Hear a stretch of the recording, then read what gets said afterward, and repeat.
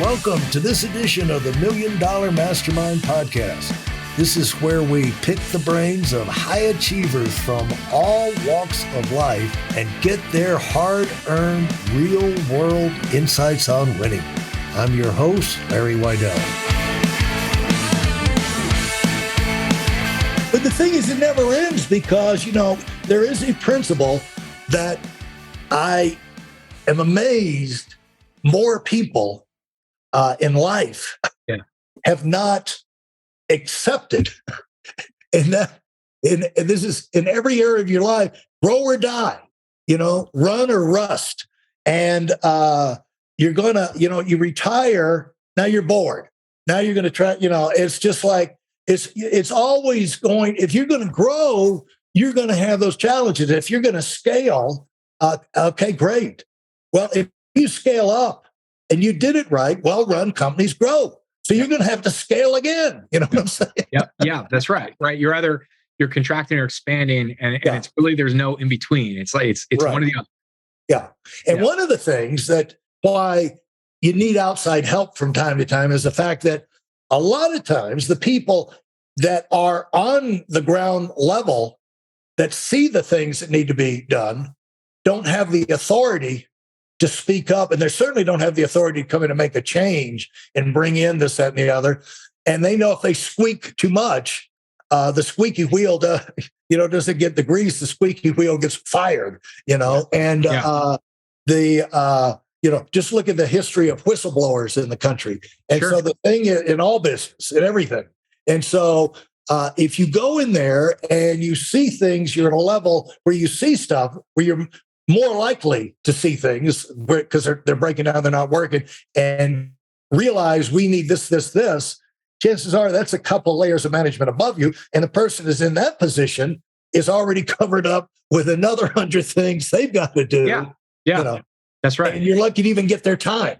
At one time I talked to the CEO of our company, and decades ago did I stop feeding in a steady stream of new ideas and suggestions to him. I just gave up.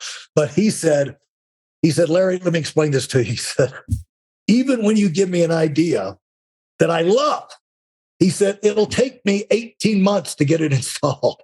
By the time I get it through all the departments and the legal, we change the procedures and so there's a lot of times when you bring in an outside consultant or an outside person, they're empowered, right, with the idea to be able to get everybody's attention, make the suggestions, be taken seriously, and much more likely to be able to get the change implemented because the problem has already been recognized. Because a lot of times when you bring it up, you're trying to say, this is a problem. This is what it is. But when they bring you in, they've already recognized this is a problem and you're the solution. So they're not geared up. The psychology of that is not to fight you and no, you guys are full of crap, stay out, and so they're more likely to be receptive and say, give you time to explain what you're talking about and actually get it implemented. How hard is it to go into the big companies and get these things implemented? Initially, it was very hard. When we were first winning new logos and getting new customers, it was very tricky. We kind of had to force our way in. You have to be brave. You got to be able to call people and get through and get to top people and kind of sell your way through. But I noticed over more and more years here that we have a good reputation, and we really obsess over stellar products and a world-class customer experience. We talk about that internally all the time. And after a while, people talk, and so it's like we have a really good reputation, but you also have to be brave enough to go and call and reach out to help that person and then prove yourself, and we, going back to what you just said, the execution part, what you're really talking about is idea is one thing, execution is the other thing. And, after a while, when you prove yourself as someone who can execute and who can solve this challenge or help solve this problem, it is a sigh of relief for a lot of companies because we're all begging for that, right? Thank God you have somebody who has an idea, but also who can execute. And I think that that's a big part of what we're doing. And we get a lot of feedback and praise on that exact point. We survey customers after every single project and every single thing we're doing. We're always getting feedback. And talk about feedback. Talk about running off of feedback to solve the problem and after you've implemented. Talk about feedback. Yeah. So, I've always been very ambitious. The companies that I've loved have had a great customer experience or a great customer service culture. And I'm a finicky customer myself. And so I've thought about what I look for. So early days with Richter, we really put in little sort of checkpoints to get information from the customer and kind of like, how are we doing? And, sometimes people say, oh, it's great. But what we really often try and push for is where can we get some negative content? Where can we get some negative feedback and get something where we can actually improve and we can actually get better? Yeah. And make the experience better for them. And it's okay because we have thick skin. We're not going to be insulted. I want to make a world-class customer experience. I want to have a company that when they interact with us, it's a pleasure to work with us. So we've had little points in the process where we're getting feedback from them and we're sort of encouraging that feedback. And I think every company could do that. I've often said to people also, just on this line, I've said, think about the last 5 incredible companies that you work with that had a stellar customer experience. And I don't know what you think about, but I know that it's actually difficult to come up with 5 in many cases. And and when you think about that, you think, wow, that's amazing. There's so few great companies that have delivered a stunning customer experience. Right. And when you get that right, it stands out.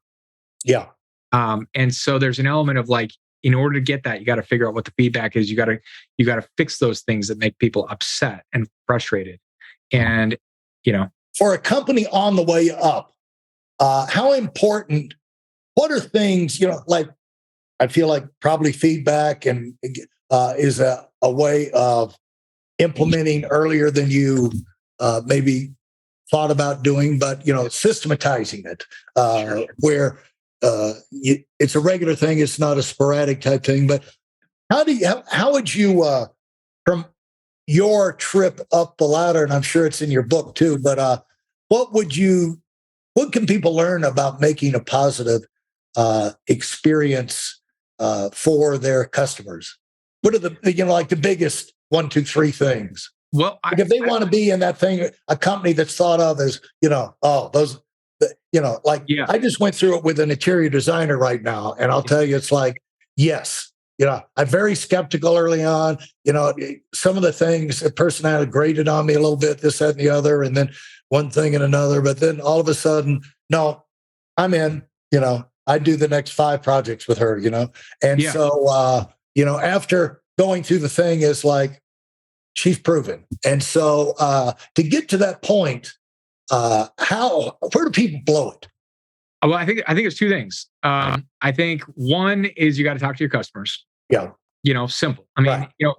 Really everything does boil down to a simple solution. Like you can overthink it and get a little bit too complex, but fundamentally you have to talk to your customers and you have to understand your customers and you have to ask questions.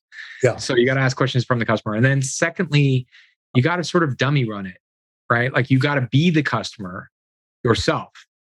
And create the flow from the start to the end and go through it yourself and look at what does that experience feel like. And one of the things we did early days was we made Richter a customer of Richter. And so just treat it exactly like a customer and do the exact work that we do for our customers, but for Richter, and then follow it along and find the areas where it's frustrating. And one of the things in more recent years, in the last bunch of years, one thing I realized, for example, was I was in the airport and I got a baggage fee and I was like, boy, I hate fees. I just hate fees. Like even if it doesn't matter what it is, I just don't. And I was like, man, I wish it was just baked into the thing, and I don't want to have to pull out the card or do any of that. Right. And we did have some fees for like edit fees and different things like that. So then that was another thing where I was like, I hate fees. They probably hate fees. Let's get rid of them. Yeah. So we got rid of fees, and sure enough, the feedback after doing that was like, people were like, oh, thank God, I hated that. It was such a nuisance. It was a small fee, but they added up and it was a nuisance to PO and get approved. but they weren't saying it. They weren't telling us per se. So it was kind of an example of like sort of dummy running it myself, me being the customer and kind of going through and going, I hate those, or I hate this, and always looking at the process of like, what would make it better? What would make it better? So I think it's a combination of talking to the customer and then also kind of being the customer. Yeah, that is really, really good insight. And there's no reason even small companies can't do that, right? I mean, you 100%. Yeah.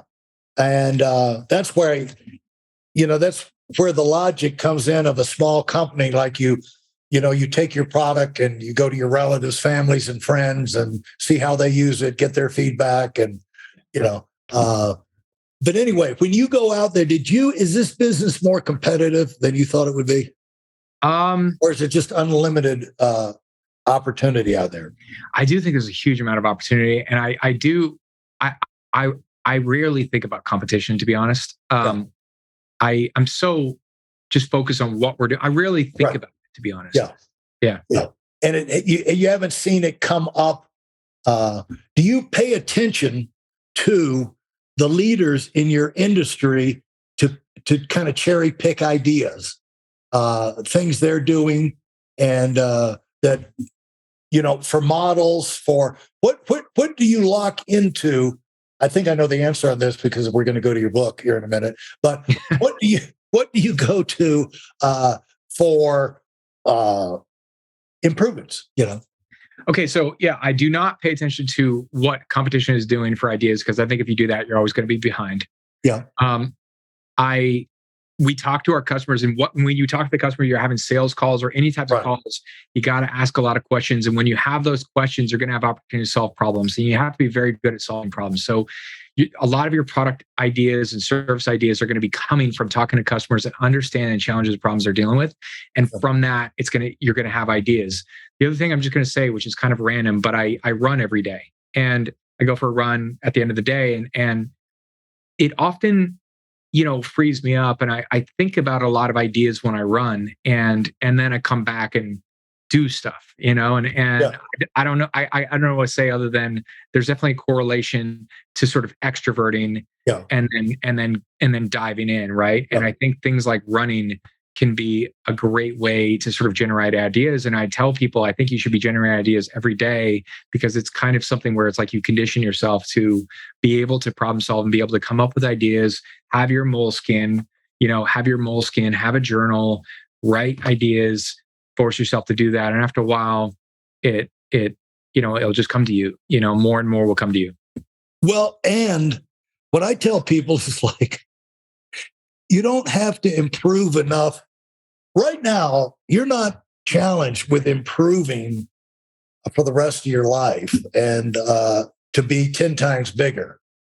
All you should be focused on as a leader right now is how can you keep growing? Yeah. And so usually that's related, in my experience, to bottlenecks. If you got a business that's flowing, that's successful, as it swells up, usually doesn't swell up equally across, and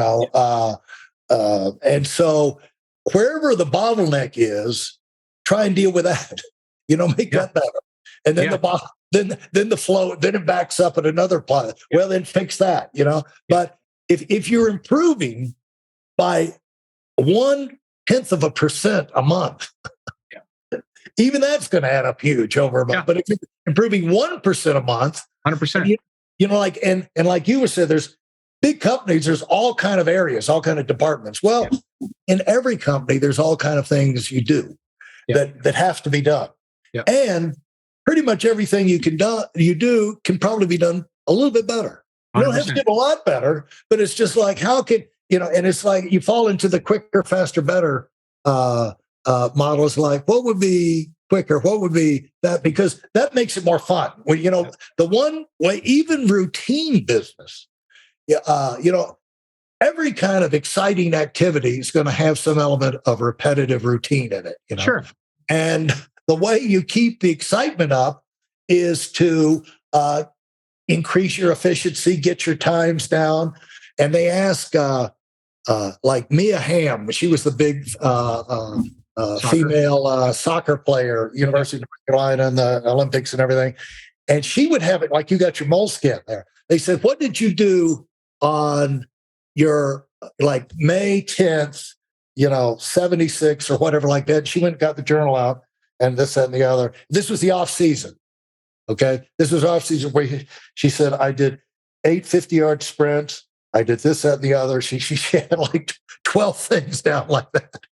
And what she was trying to do was she was challenging herself, to refine her technique but specific things to work on.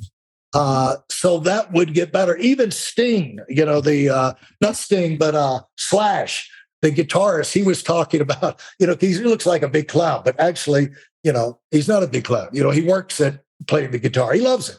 But he said he was playing one riff on YouTube, and he said, somebody showed me this, and he said, for the life of me, I could not play this riff, He said, but, the next day I could. He said, now I use it as warm up every day. Wow. Yeah. And I think many of the greats are like that. When you study enough greats, whether it's the Mia Hamm or the Slash or the, whoever, generally speaking, that is the trend. They are like that. They're constantly trying to improve. They're constantly trying to get better. It doesn't matter, how much money, how much fame, none of that really matters. It's really the pursuit of greatness, the pursuit of improvement, the pursuit of getting better. And it's like Nike says, there is no finish line, and so right. That's what's true for me as well. And it's one thing to stay in the game, but it's another thing to stay in the game and enjoy it. And right. To be, it's where you're refreshing yourself. Thanks for listening to the Million Dollar Mastermind. If you felt there were any valuable takeaways from this episode, please take a minute and leave us a 5-star review. Your feedback is important and really helps us get the word out to a wider audience. Remember, we have a valuable webinar that is absolutely free. Register for it right now at weidelonwinning.com. Thanks for listening.